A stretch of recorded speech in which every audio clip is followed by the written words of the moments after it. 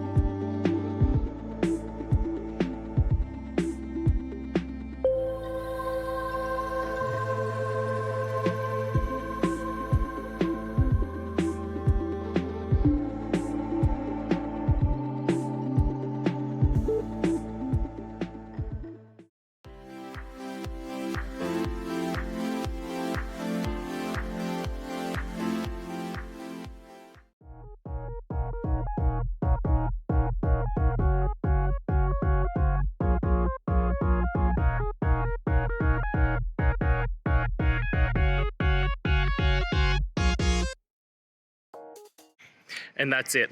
I hope that that's helped find the solution that you're looking for. And if it did, please, I'd appreciate it if you hit the subscribe button. Every time you hit it, it really helps. Now, I'll see you next time you need some technical help. And until then, have a good one.